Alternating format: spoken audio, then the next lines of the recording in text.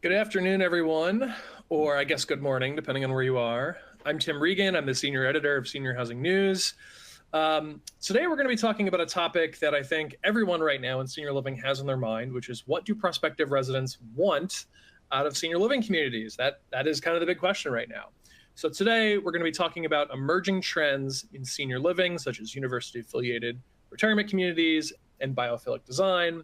We have two great panelists today to talk about it.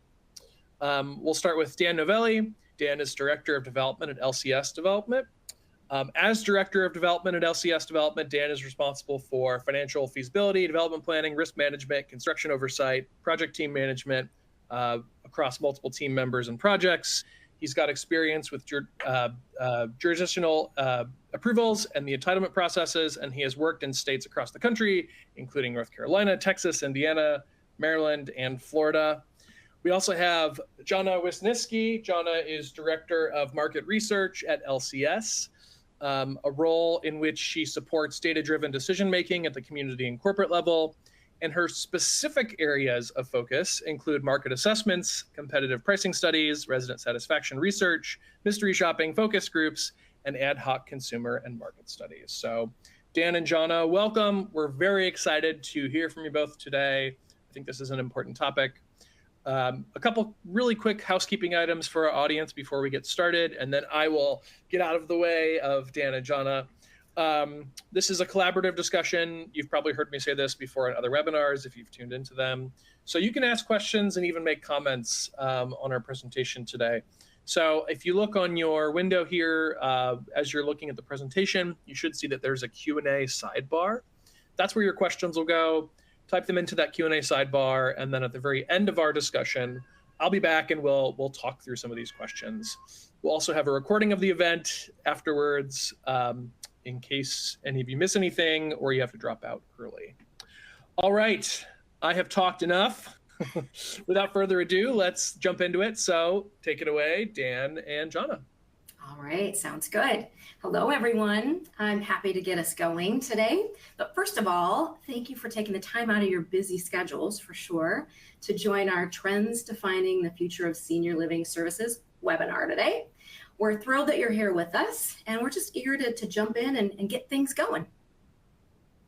So you heard a bit about Dan and me, and we also wanted to just briefly tell you a little bit about our LCS family of companies. Starting with Life Care Services, our management services arm. So for more than 50 years, Life Care Services has developed expertise in all facets of life plan and rental senior living management. We've partnered with communities across the country to create the best senior living experiences possible, both for residents and for our employees. And we're pretty good at it, honestly, as evidenced by the fact that we've won the J.D. Power Award for Independent Living Resident Satisfaction for 5 years in a row since the award's inception, and we won the Assisted Living Award this year as well. That's exactly right. Thank you, John, and I echo your sentiments here. Thanks to Tim and team for allowing us to be here today, and hope that everybody there in the audience has some good takeaways from today. So tell you a little about LCS Development. We're a 25-member team, 6 of which are registered architects on our design management side of the house, which is very, very important. We're very proud of that. We have access to a 5-member finance team, as well as what really sets us apart is we have direct access to the entirety of the LCS organization, be it legal and compliance, marketing and sales, John and her team, finance, and of course the entire operations side. So we've done over 80 projects totaling about $2.5 billion worth of work, and we're excited to keep more work going here and improve the senior living industry. We also have LCS Real Estate, which was established in 2010 and currently has $2.5 billion worth of real estate under management across 54 communities in 21 states. So a very large presence in the industry. CPS, or Care Purchasing Services, is solely dedicated to senior living procurement. So our national purchasing power allows members to make purchases at more competitive group rates. And lastly, Hexagon is our captive insurance company. So that's us, the LCS family of companies. So now let's get into what we're going to talk about today. We're talking about four major aspects here. One, we're going to hear what the silver wave is. So John is going to talk to us about the changing consumer demographics within the upcoming wave of residents in the senior living space. We're also going to touch on research highlights that John and her team have garnered from specific research that she'll dive into, so specific findings from the consumer research. Then we're going to touch on four key development trends, and I'm going to show you some examples both of projects that are under development, so in a rendering stage, but then also finished photography as well. So looking forward to that. And then we want to leave you with some key strategies and takeaways that you can take home either today or when you get back to community and really take a look and consider what you can do for your senior living community. Well, that sounds great to me. Before we jump into our customer of the future research highlights and aligning development trends, we need to do a quick little look at why understanding the changes in U.S. demographics is so important for us in the senior living industry. So this graph depicts the unprecedented wave of boomers heading our way, and I'm choosing to call it the silver wave. So the average age of our residents when they move into our communities is about 82. So I chose to look here at U.S. population growth among seniors ages 80 plus, exploding from approximately 12.5 million in 2016, that further left bar, to close to 33 million in 2060, furthest bar on the right. The next slide shows that in just the 7 years between 2023 and 2030, the number of seniors who are 80 years old or older is going to grow by a whopping 35%. That's the silver wave. So it's heading our way, which begs all kinds of questions for us, such as, how are boomers similar and different from our current residents? How do they think? How do they feel? And what are they going to want from us in terms of senior living? So to begin to answer some of those questions, we embarked on a Customer of the Future study in partnership with a qualitative research firm by the name of Brand Riffs. So they're experts in qualitative research methodology, but they had never done a study in our space, which made this project just super interesting. What we set out to explore was threefold. We wanted to understand how boomers are living now, what's going on in their lives now, and what's important to them. Secondly, we wanted to investigate their current level of awareness and experience with senior living, what their attitudes are toward it, and what they might want for themselves in the future. And ultimately, we at LCS were looking for opportunities to just further differentiate ourselves and set ourselves up for success when this wave rolls in full force. So these friendly faces there on the left are actual study participants. So we asked them to take a selfie picture and send it our way to kick off the project. And we had a myriad of recruiting specifications, but very simply for today, we recruited a total of 30 60 to 70-year-olds, high-end homeowners in 6 metro market areas to participate. And we invited them to join us in a mobile online community where they participated in several hours of text and image and video exercises over the course of 3 days. And we had them actually take the time to visit a community in their market just to get a firsthand look at independent living communities, because many of them had never seen one before. That's right. Thank you, John, for walking through that. And so now that we understand what the study was, or what the silver wave is, and what the study is, and the information that came out of it, why don't you lead us into the first results of the study? Let's do it. All right. So in our study, we asked our boomers, when you think about independent living or living independently, what comes to mind? And what they talked about more than anything else was this concept of freedom. So it's not control, which is similar, but different. It's freedom, and freedom in multiple forms. First, it's freedom of choice, that feeling that I can do whatever I want to do. My rules, my decision, I'm the boss of me, basically. And freedom of time. I can do whatever I want to do, whenever I want to do it. So I don't have to clock into a job anymore. I won't have to worry about my kids' schedules. I'm on my time now.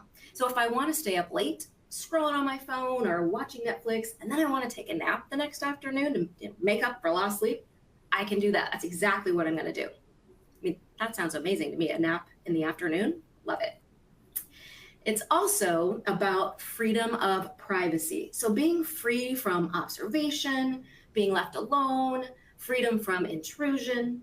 And as it relates to our communities, boomers are concerned that there will be a loss of privacy when they move in. They don't want someone sitting at the front desk watching their comings and goings, or monitoring who's visiting them, or how long those visitors are staying, or having their health issues on display for everyone to see. So privacy is a really big part of what they see in the future of living independently or independent living. So Dan, how do those things kind of inform the development work that you're doing these days? It's a great question. freedom really touches all aspects of the community, but one of the aspects that it touches most directly is food service. You see a picture of a cafe bistro, maybe healthy options there. So really what they're wanting by freedom, they want expanded hours, they want expanded offerings, right? So if they are going to take a nap and sleep through lunch, they want to be able to get up and then come down and get lunch at say 2:30 in the afternoon, rather than being held to a certain lunchtime that says you need to be in your seat at 11:30. So really it's about expanded hours, expanded offerings in this image here, and we'll touch more on this in a bit, but you see a lot going on here. This is a sandwich counter, this is a smoothie counter, and it serves drinks as well. So we'll touch into what that means. And then one of the things about freedom in general, but also freedom of privacy, they want secure and easy access and entry and exit from the communities, excuse me. So what does that mean? Well, that means you better start early planning your access control program. So get your team together and really get that ironed out. And we'll touch a little bit more on that here in a bit. Really good examples. So the boomers in our study, they feel very engaged, we learned, with their greater community right now. And they like it that way.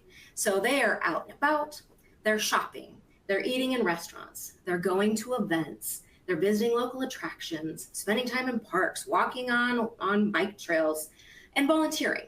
And they don't want that to change when they move into a senior living community. So what they told us is that it's going to be very important for their senior living community of the future to not place the emphasis on keeping them keeping them inside of the community.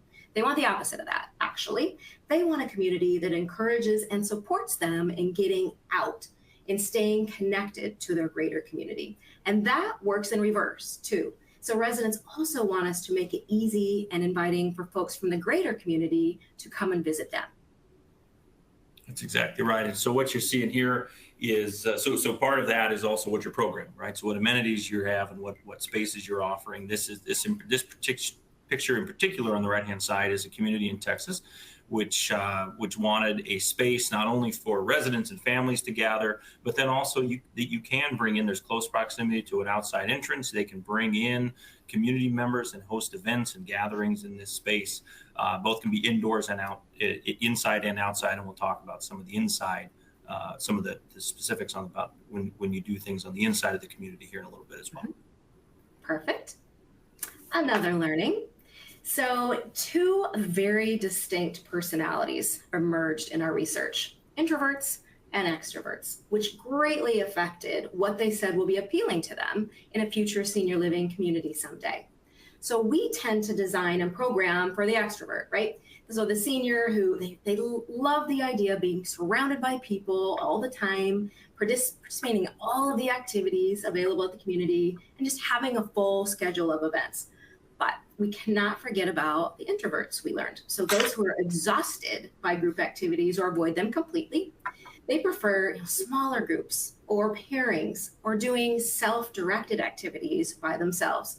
They don't want to answer to an activities director like a Julie McCoy on Love Boat. Did I just state myself a little bit? But they don't want to, have to answer to a Julie McCoy and her daily schedule, wanting residents to be with her at all hours of the day. We also got the sense in this research that even among extroverts, there is a trend toward wanting to socialize in smaller groups. So not wanting to be one in a group of 30, but rather one in a group of 6. Or maybe it's 2 couples grabbing a meal kit and making dinner together in one of their apartments. And this has all kinds of development implications for us. That it does. With the cost of construction and the cost of development now, it's more important than ever to make sure that your spaces are flexible. Right? We want a space to be able to accommodate several different needs and desires, both from the residents and perhaps even the staff, utilizing the same space in different ways.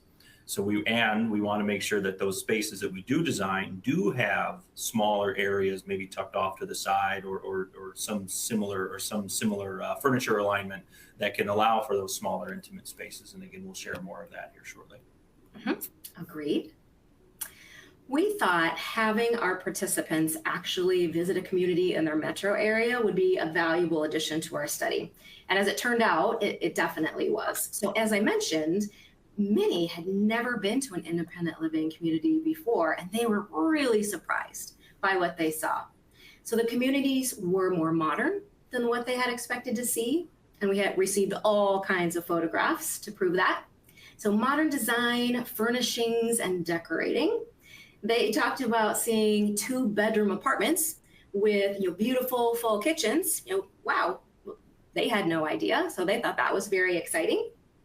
There was a vibrant energy in many of the communities that were visited. So residents were healthy and energetic. There was hustle and bustle in the common areas. Things looked and felt upbeat and positive, although we did hear from some participants who saw exactly what they had feared. So residents who were less ambulatory, just sitting, bored, medical staff and medical equipment, which was a depressing reminder of what they don't want for their own future. They saw unexpected conveniences like fitness centers, salons, physical therapy, multiple dining venues, housekeeping services, and transportation. Some had no idea that these services and amenities existed in our communities. And when it comes to design aesthetics, we also got some clear direction there. So our study participants told us, that they really enjoy and appreciate a weekend in a 5-star restaurant or hotel or a vacation at a luxury resort. But what they told us is that's not where they want to live. For their home of the future, they want a place where they can feel at home, comfortable, not surrounded by, do not touch that glitzy glam kind of luxury. They want to be surrounded in beauty for sure, but in a more casual comfort, like where they live now. That's right. And where they live now is really where they live and play now is really what we try to focus in on, right? So how do we do that? So we do take a lot of cues from the hospitality industry, right? So where do residents go out to eat? Where do they socialize? What are the clubs and activities that they're a part of in their community? Well, we need to emulate that, right? So they although they may be moving into this home, they want this home to feel very similar to their previous home. So we want to make sure that we're providing that for them. The important part about that is, and Jonna, you mentioned the medical devices and things, and we all understand as you age and you work through the continuum, there are necessary medical devices and assistive things that need to be there. But there are things that we can do with the design and the planning that really make it feel like home throughout your transition through the continuum. The major part of that is the design, the layout, and the furniture and fixtures and equipment, which we're all familiar with. Keep them consistent throughout the levels of care, and we can touch on that a bit. The other thing that we have learned through the pandemic, and now it's not gotten any better, it's even harder, some might say, is employee retention. And we've learned that we need to honor our employees because they are just as important as the residents, and they are our face on the ground, or boots on the ground, as it were. So we need to give their spaces the same attention as we give the resident spaces. So gone are the days of the employee space down buried in the basement in the back corner. We need to elevate those, bring those up in natural light. As a matter of fact, and if you give me 1 second here, I'll tell a little story about a community we just finished work on. We built them a new assisted living household. They took the old assisted living household and converted that into an employee wellness lounge. So they have a fitness center, they've got locker rooms, they've got a library, they've got touch-down desks, they've got a full-service kitchen area and cafeteria with made-to-order food out of the old assisted living serving area, and then converted the old employee break room into storage because it was downstairs, right next to plant ops, right down by the right down by the loading dock. So as you're thinking about these things from the beginning, make sure that you're identifying what opportunities you have to create spaces, but then also what can those old spaces be utilized for. We'll touch on more of that in a bit. Agreed. We definitely need to treat our employees right. So we had more learnings come from the area of wellness, health and wellness. So health and wellness, we know, is important to our current residents, but it's going to be even more important to boomers. So boomers have a new take on health and longevity. We heard that they just unequivocally reject the golden years of their parents' generation, where they worked too long, they smoked, they drank, they didn't eat well, they didn't exercise, they just generally didn't take very good care of themselves. So our boomers are determined to not only live longer, but to live well longer. So they want their well span to match their lifespan. There's just no appeal in living a long life if you're sick or in pain, for example. We heard about the multiple components of wellness, so physical, mental, social, emotional, and spiritual. And one shift worth noting is their desire to be proactive rather than reactive when it comes to health issues. Their new attitude is about moving from doctors treating medical issues as they arise toward making their health a priority now and practicing preventative self-care. There are just so many opportunities for us to support our residents' wellness journeys. And ultimately, boomers, they don't want to just survive, they want to thrive. And this is definitely an area where communities can differentiate themselves from the competition and appeal to the next generation of residents. Dan, what are your thoughts on wellness? That's exactly right. It really is mind, body, and spirit. And, thankfully, we've been able to be a part of the project you see here on the right side of the slide, which is a rooftop pickleball court with associated club room and activity space. And so while we're looking at the active side of wellness and WellSpan, we're going to touch on some more inactive and more relaxation here later in the slides. But it's really important. This is an opportunity, and they wanted pickleball, this particular community, but they had no space.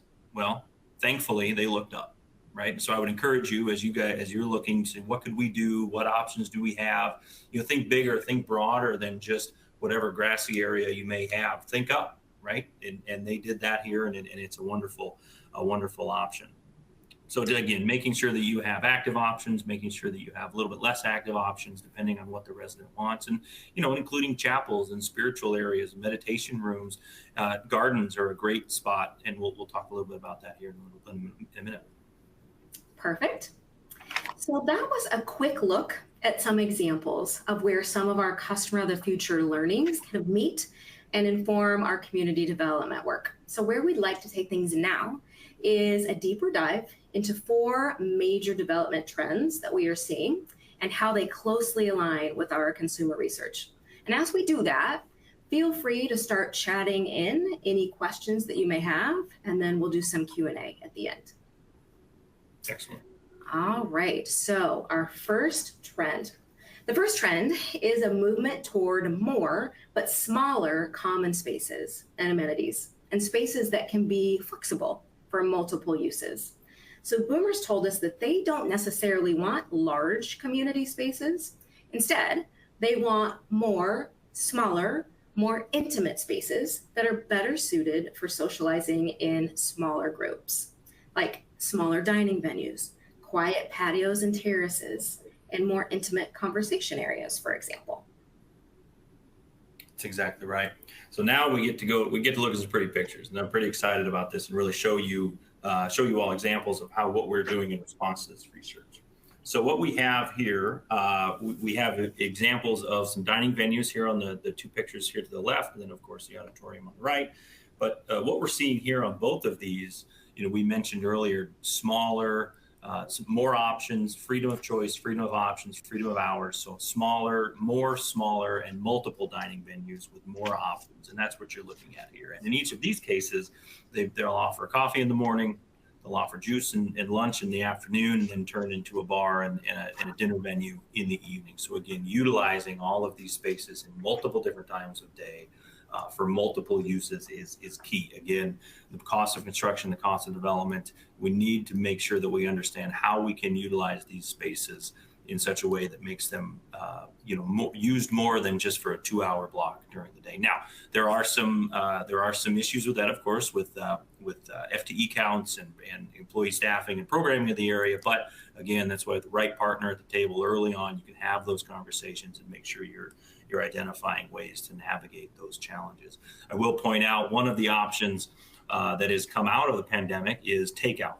Takeout and delivery have been huge. They were needed during COVID, but now that choice, that freedom has some residents have really liked that, and so they'll utilize that. Well, in COVID, when your communities were closed down, it was okay to put banquet tables down the hallway and assemble meals. Well, you can't do that now. So from a programming perspective, if that's something that you'd like to offer, we want to make sure you're thinking about that early. Not only the assembly, but also the actual making and producing of that food, because your kitchen is now also producing food for the other venues. So things that we like to address with our clients early on and make sure we fully understand what can happen. And again, gone are the days of large, sprawling dining halls that maybe have 1.5 turns. We're definitely seeing a trend into those smaller venues, smaller spaces. And on this one here, we've got examples of smaller intimate gathering areas. We know, as we learned, that the residents like to have those. Of course, we want to make sure there's natural light in the upper left-hand corner. Lots of natural life. We'll touch on some biophilia here in a little bit, but this is an example of that. And then down in the lower left is an outdoor example. This is actually above a parking garage. A green roof above a parking garage in this particular instance, and that we had the pleasure of working on. And you see a small sitting area up front, but then you also have a larger area in the back that can be activated and programmed either by you can hold a seminar out there, a wine tasting, perhaps something of that nature. And then, of course, here on the right-hand side of the screen is an example of an intimate, perhaps a pre-function space outside of your casual dining, where you grab a drink from the bar, you're waiting for your renovation, you can play some shuffleboard and catch up with some friends as you wait for your table. And then the next slide is an example of another flexible space. So it's not just about food service and multiple dining venues, but it's also about creating a space that can be used for multiple reasons, multiple purposes. In this particular instance, this is a wide open room. It's well lit. It's got AV, projector up there that you can see, and a lectern. So it's set up currently as a seminar or a teaching area. But you could easily move those tables for a board meeting. You could easily move those tables together for games or puzzles or anything like that, or use it as new employee orientation, right? So we're moving away from individual spaces for individual uses, but we want to make sure that we're thinking about what are all the use cases that we have. Well, how can we create a space that can tick off a few of those and fulfill a few of those options in one space rather than 4 or 5 separate spaces? Next slide here is an example of more dining options, maybe smaller, more intimate, upscale, right? Because again, where are the residents coming from? Where are they eating now? They're going to want to continue to eat in similar spaces. Again, examples of wonderful spaces, indoor, outdoor. The one on the left is activated. It's more of a casual space. It's activated with some bag games and some things that keep residents up and moving, and coffee in the morning, lunch during the day, and a bar venue at night, and then have a nice evening cocktail and watch the sunset. Very similar situation over on the right-hand side of the screen. Again, ergonomically designed, of course, as you get the right partners at the table, you can have the right furniture, the right heights, and the right spacing to give not only your staff, but then also your residents the best experience that they can possibly have. So Dan, I can confidently say that boomers would love these spaces, because what we heard in the research, and it surprised us when we talked about our traditional dining venues, they were just very off-put by that whole concept. The thought of eating in a big, what they considered to be an institutional, impersonal, loud dining venue, one meal a day for the rest of their lives, that was just very unappealing to them. So this concept of smaller, more dining venues, right up their alley. Yeah, it's very exciting to work on projects like this, and with outcomes just like this. But be mindful as well. It's not just about designing this space. You need to also take into account the kitchen space and support space that allows your staff to create the meals and create that experience. So again, having the right partner early on to have those conversations, fully understand the impacts is critical. But it's not just inside spaces. There's also, you can do the same thing with the small courtyard, right? So here's an example of a community of ours that actually created in a night. It's a nice courtyard, but we said, okay, what could we do to activate it? What could we do to bring food service out? You'll notice there's 2 grilling stations. Well, so why 2? Well, if you've got a large resident base, maybe you've got a couple of different groups that want to have a little grill outs, a little grill, a barbecue, excuse me, here in a nice afternoon. They can grab their hot dogs or hamburgers and walk down and sit around that fire/water pit, which is a pretty cool amenity. So again, thinking about what can we do to provide that choice to the residents, with maybe even what we have with a small minimal investment by putting some pergolas in and maybe some grilling and some tables, and then all the way to, hey, we need to create 2 or 3 new destination dining spaces. So a lot of options and a lot of things to consider. So this shot of our West Coast community, it just showcased so nicely the trend toward more intimate spaces. All right, the next trend, biophilic design. One of my favorites, just love it. So this trend is being driven by wellness related findings. So biophilia, it's the innate human desire to be connected to nature. And we heard it from our study participants for sure. And many other studies have shown that there are actual health benefits associated with increased interaction with nature, like reduced stress, reduced anxiety, and improved productivity. For us, it's about making the most of outdoor spaces and intentionally working to bring the outside in with big windows, lots of natural light, natural materials, and plants. So this shot of one of our communities in the Southwest showcases that. Great. Exactly right. So bringing the outside in, but also the inside out is critical.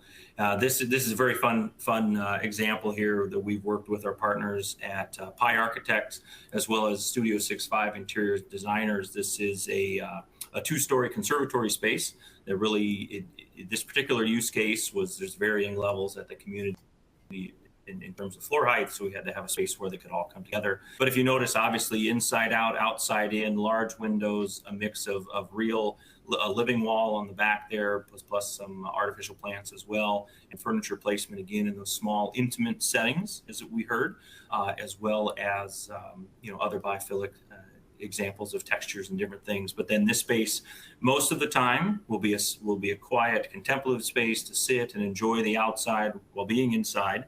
But then it can also, the flexible space idea, this furniture can be moved out of the way, and this space can be used for large events, right? You put a quartet in the corner, and you can open the walls, you've got operable walls on the side, and really bring that inside outside. So again, this is a grand space, but I'm sure there are options at local communities where it'll maybe a smaller scale, but this is certainly an example that really hits all those boxes. I could not love this space anymore. Who was our design partner on this one? So we had Pi Architects and then Studio 65 Interior Designers. Got it. We have a couple other examples here. This happens to be dining spaces that really embodied the biophilia there with the textures. There is some plant life there, but we're about the textures and the feel and look and feel of the space. You'll notice on the left, it's with some small plantings up on the shelf, but then on the right, you say, hey, maybe I'm not in a position to make a large scale renovation, but what can I do? Well, the planter boxes and the vases there on the back wall above that couch, you could easily go out to your community garden and bring in flowers to really bring that outside in and really make it a true community involved space. Then the next slide is another view of a similar, just again showing a couple of different trends here. So a destination dining, you got beautiful views, beautiful large windows, some outside seating, so you can go inside and outside. And then also one of the things that we're seeing is really taking cues from the hospitality industry. What you're seeing in this is the chef's kitchen, right? And so, we don't want open kitchens in every situation, in every dining venue, but it definitely is something that we're seeing more and more of as we do more and more kitchen renovations, is to bring that chef's kitchen out. In this particular one, you could put some stools up there and have a demonstration kitchen, or you could custom design it to do that more permanently. But in any event, really liven up the space and really make it a destination dining venue. And then, of course, you've got your inside-outside seating areas. Again, if you can take advantage of the building architecture and plan for these things up front, you'll notice on the left we've got an overhang to where you can sit outside but not quite be outside, and then of course covered seating. On the right-hand side, an operable wall. And I will mention that if you choose to do an operable wall, make sure you make that choice early on. It's a lot more expensive to add after the fact. But again, an example of inside-outside, we brought the interior designers have brought trees, stump-like tables and things to really bring that nature in, of course, as well as the colors and textures in the inside-outside environments. And then another stunning view here on the next slide of the same space, just from a different viewpoint, so you can really see how that interplay between the inside and outside. And then, of course, an activated patio for those apartments that happen to overlook that as well, so bring some activity to it. I feel more relaxed just looking at those spaces. Honestly, they're just so lovely and so on trend. All right, trend number 3. The third we're seeing is development supporting all aspects of wellness. So oftentimes when we think about wellness, we first think about physical wellness. So pools, gyms, and fitness classes, for example, and those things are important, no doubt. But we need to be thinking about wellness more holistically for this next generation. Not only do our future residents want to be physically well, they also want to be emotionally, socially, intellectually, and spiritually well. And really, I could argue that nearly all of our key findings from the research fit into a great big wellness umbrella. That's exactly right. One of the aspects of that, here's a perfect example of the holistic wellness. This is an art studio at a campus I was at recently, campus that we managed that I was at recently, that, it felt like I was walking into my middle school art room when I walked in here. But in this particular instance, the residents of the community are very, very art driven. And so what you're looking at is obviously a full-fledged art studio. They have a professional artist on staff there that runs that and helps guide the residents as they need it. There's actually a kiln and a pottery wheel in the room next door. But perhaps, this is a large dedicated space, right? So it is a little bit different than what we've been talking about, but it is also an example of listening to your residents. So perhaps your art studio is going to be more of a flexible space, like on the previous slide, a space that could be used as multiple different items or multiple different activities. Or maybe you listen to your residents and you say, hey, we need to program a space like this. So let's make sure and if you do it, let's make sure you do it right and make sure you cover all aspects of that. The next slide is another example of the holistic wellness, right? We've got a little bit of maybe a less active, although golf is active, a little less active than maybe a fitness facility, but I got a putting green out here, and then of course a pool as well with lap lane availability and the like, which is obviously crucial to holistic wellness.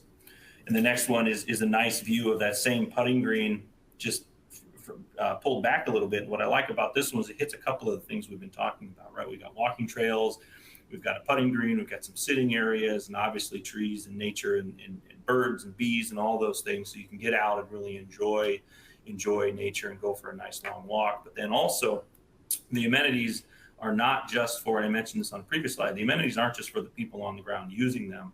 This happens to have some apartments that surround it, and they also then get to enjoy that space and be a part of that space as they so choose. We mentioned gardens earlier. This is a huge. Now your community garden may not look like this. In this particular instance, this resident base, previous community resident base was very focused on art. In this particular instance, the resident base very, very much likes gardening, both vegetable gardening and flower gardening and all the aspects that come with that. So, and we were able to find a corner of the property that suited itself well for this. It's accessible, but it's not, it's kind of off it's a good light, good shade for the plants that need it. But then this is also an example of how you could bring in the outside community. What better way to bring in, or what better way to teach the young school age students than by the master gardener that you have living on the 3rd floor, right? So they can bring them out and do a lunch and learn with the kids. You could bring the community in. You can bring, if you have a Rotary Club or Lions Club of some sort, bring them in and have them experience the community as well. So again, options, a lot of different options in that respect. And then, of course, we can't forget the brain side of things, right? You got to stay sharp. So obviously a library. This happens to be an example of a small, intimate library. And then, of course, a fitness studio on the side. Of course, there's fitness. Notice TVs on the wall and the light and bright. And this one in particular has been set up for some group fitness classes, but then it also has some private equipment there behind it. So again, a flexible spacing can be used as both, but then giving residents kind of what they're used to and what they'd like to see going forward. There are just so many ways that we can support our residents' wellness journeys. And the last trend that we'd like to illustrate is that of multi-generational spaces. So we learned from our boomers that they're living great lives right now. And we already talked about the importance of being able to stay connected with people in the greater community. But we also heard from boomers about the great joy that they get from spending time with their children and their grandchildren. It's just so important to them. And they have a hard time imagining their family wanting to come spend time with them at a senior living community. So thoughtfully designing spaces in our communities that enable residents to stay connected with family and friends and people of all ages will definitely help to make that possible. That's exactly right. The goal is always, as you said, to get families not only to visit, but then also hang out and stay, right? And so this picture is actually perfect for that. As you see, you've got a fire pit, and then obviously various seating with some dining tables, and then an open lawn. So perhaps and a grill as well. So perhaps you have your children and grandchildren are going to come over. They're going to bring some hot dogs and hamburgers and grill them up, and then the kids are going to play in the yard, and the parents are going to hang out and catch up with the grandparents or something of that nature. So again, this is an image of a grand image, but that can be downscaled or depending on the economics or the availability of land as your community. But thinking about how we can get people to stay. The next two images are some pretty nice examples of that. We've got, of course, a movie theater on the left, which during normal business practices would have movies geared towards residents, but perhaps on Saturdays and Sundays maybe they throw in more geared towards maybe children or families, parents and grandchildren. Excuse me. So again, to get people to come in, maybe have some lunch, and then go catch a matinee movie in the movie theater. And of course, what kid wouldn't want to play ping pong while the football game's on right outside of the bar there in the bistro in this particular community, or play pool. So again, residents use that space, but then also gives the kids something to do rather than run around the halls. That gives them something to do and gives the parents somewhere to hang out and really spend some time together. And this next one's kind of a showstopper. Obviously some climate dependency on this one. This happens to be in Florida, if you can tell by the palm trees. But a prime example of a resort-style pool that has things for all ages, right? So it's got zero entry, which is great for seniors, but then also for children. It's got an ADA ramp there on the side for anyone with mobility that needs some assistance with mobility, but then also loungers and cabanas and lap lanes and a spa. So this is one of the nicest pools I've ever been around. But an interesting, when we were there for the 1 year walkthrough, we were walking around and there was a family. There was two kids splashing around the pool. Dad was throwing a football to him. Mom was talking to her mom and dad sitting over on the side. So really the family came. The family maybe grabbed some lunch right there. If you see on the right, there's a railing. There's some alfresco dining right there. They were able to then hang out and spend some time together. So again, perhaps it's not on this scale, but really think about how you can keep your families there and engaged with their loved ones. The next one is a good example as well on how to get those kids. This was a pretty controversial installation, if I'm being quite honest with you, a playground at a senior living community. But the feedback we've gotten has been huge. Families come, families stay, the kids can play on the play set, the parents and grandparents can hang out at the seating areas and enjoy spending time together. An interesting note on this one is that second floor where that screening is actually the memory care porch in this particular instance. And so we know that getting outside and getting fresh air is key as we age, and especially as we move through the stages of care. But seeing that some residents would love to sit out and watch your grandchildren play. They like that. Some of them do, some of them don't. But that's an option for them to really get invigorated and feel good about things as they watch the younger generation run around and hang out. And then, of course, the next one, Very, very proud of this. This happens to be Broadview at Purchase College, which is LCSD's flagship university-affiliated retirement community. And what we're looking at here is really one of the most impressive parts of the whole campus. And it's called the Learning Commons. And so when we talk about intergenerational living, we're not just talking about family. We're also talking about just different generations cohabitating and living and spending time together, learning from each other, and growing growing together. And in this particular instance, so what makes this so unique is that students from the college, Broadview is actually on the campus of Purchase College. Students have access to this space. Their access control to the campus gets them into this space, and then there's a set of doors, of course, that they can't get through. But the idea of this common, or the idea of Learning Commons, is to really get residents and students living together, learning from one another over and eating, breaking bread together. At the back, in the back there is this food service counter and a bar, and food service counter with a full serving kitchen back behind. But then over to the right, as you see these the clear walls and that door that's raised up, there's 2 dedicated classrooms that are flexible. They can be set up, they can be partitioned, so it's 2 small ones or 1 big one. And the idea there is that residents can teach the students can teach the residents, but then also professors can come in and teach students and residents. And so it's a very, very unique set of programming, and something that we're very excited to welcome the students here in the upcoming semester, and are very, very excited to be a part of this. I think we should actually consider doing a separate webinar and just devote it to senior living affiliation with colleges and universities. There's just all kinds of development opportunity there. I think we should. All right, so that was a lot of information to ponder and absorb. So to help you get your arms around what you've heard and to start thinking about how you might be able to drive some action in your organization, we pulled together just 4 key takeaways. So Dan, do you want to tackle number 1? That's right. I think one of the most important ones from our perspective is really finding that right partner. It's never too early to start planning. The cost of money, let's face it, it is more than it used to be, right? But we are back to 30-year averages. The concern, though, is if you wait to make these decisions and you wait to start planning, you're going to be behind when it's time to go. So I encourage you to find the right partner, build the team, and get your planning underway for whatever it may be, right? A lot of what we showed was grand and grandiose, but you can also parse down some of those for actionable things you can take away right away. So find your partner now and get started. I'll take number 2. So unfortunately, or maybe fortunately, every market is different, and the specific prospect segments that you are targeting within the market may be different as well. So you're going to want to do your own research. So surveys or focus groups, for example, are a great way to quantify or to explore what's important to your prospects and how they feel about your community relative to the competitors. So understanding your consumer is key. So we just learned recently, for example, in focus group sessions that we conducted in Naples, Florida, the prospects there are very different from the prospects that we got around a table in Long Island, New York.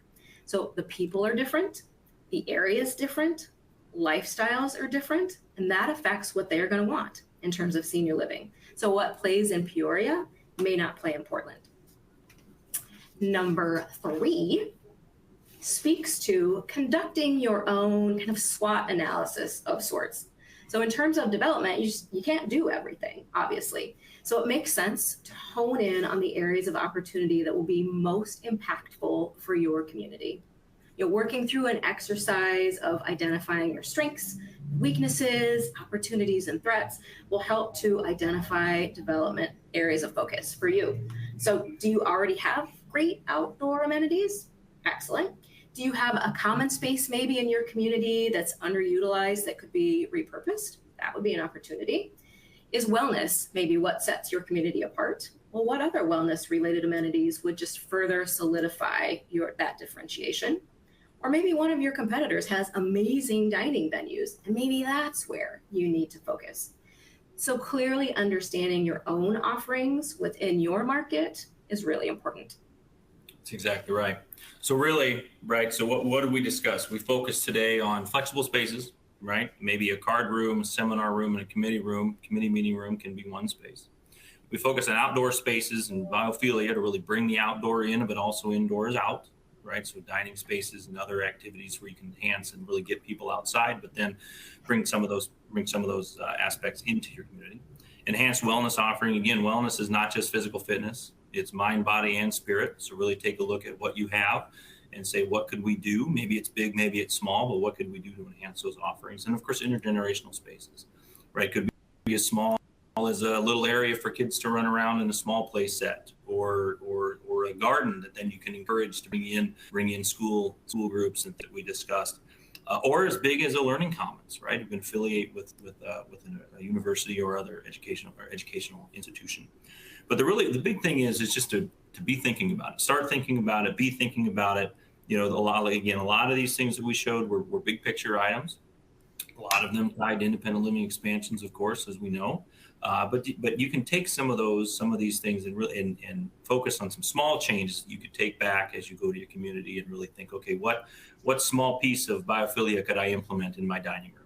Or how could I enhance that courtyard that, I walk by it every day and never see anybody in it? Well, let me stand there and think about that for a minute. Maybe I could buy a couple new furnitures, or maybe even rearrange the furniture out there, really get people outside. So there are big actionable strategies, but then there are also small ones. We just really want to encourage you to be thinking about it and be preparing yourself for the silver wave and for what's to come. All right, we left some time for questions, and I really haven't been following the chat, but one did just catch my eye, and that was about incorporating music spaces. So Dan, you were telling me about a cool music space, right? We do, actually. So we're working in the planning stages in a Texas community again, and we're building them a new library, doubling the size of their new library or their existing library, and we're taking the existing library and turning that into a music space. So we're putting a little booth in the back for recording, because they have a very, very, very active resident base in terms of video and audio productions. We're putting that in the back corner. We're going to have vinyl. We're going to have headphones and listening devices, nice ones, so you can really audiophiles can really enjoy it. But yes, that's pretty excited about that. But that is a great. We're seeing more and more requests for that space, that kind of Love space. that. All right, so I think we're going to have our moderator. Yeah, go ahead. Yeah, I'm looking at the questions here. We got quite a few questions while y'all were chatting, which is always a very good sign. Our audience was very curious to know more about this. Thank you, Jonna, for starting us off with one. So here's one that I hear from senior living operators quite a bit. How do you plan and renovate for the future cohorts, the baby boomers who are coming into the communities, bringing along current residents who like things just the way they are? So you've got two groups, people that currently live in the community, people that are coming into the community. How do you marry what those two groups like and what they want and turn that into a design? Exactly. Let me jump in first, Dan. So I do not have the answer. However, it is a big project that we are planning for later this year and maybe early next year, digging into just that.